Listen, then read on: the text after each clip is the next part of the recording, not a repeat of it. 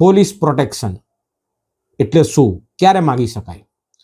Police protection એટલે કે police રક્ષણ જ્યારે તમારા જાન માલને નુકસાન થાય તેવી ભીતિ હોય ત્યારે તમે પોલીસ પ્રોટેક્શન માગી શકો છો. પોલીસ રક્ષણ કેવા સંજોગોમાં આપી શકાય?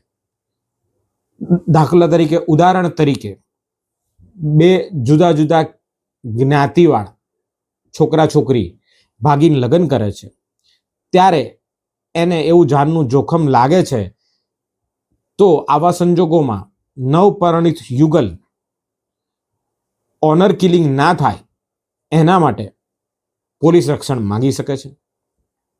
કોઈ એક વ્યક્તિએ કોઈ બીજા વ્યક્તિની વિરુદ્ધમાં ફરિયાદ નોંધાવી છે.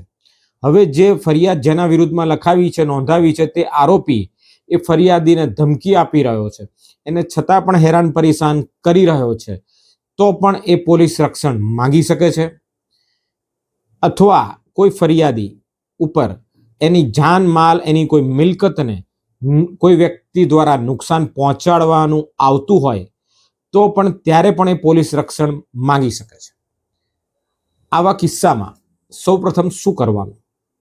તો તમારે લાગતા વળગતા પોલીસ સ્ટેશનને પોલીસ રક્ષણ માટે અરજી કરવાની રહેશે.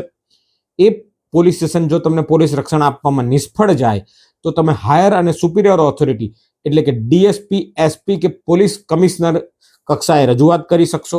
અને છતાં પણ તમને જો પોલીસ રક્ષણ ના મળે તો નામદાર ગુજરાત હાઈકોર્ટમાં તમે પોલીસ રક્ષણ માટે, પોલીસ પ્રોટેક્શન માટે રીટ પિટિશન પણ ફાઇલ કરી શકો છો.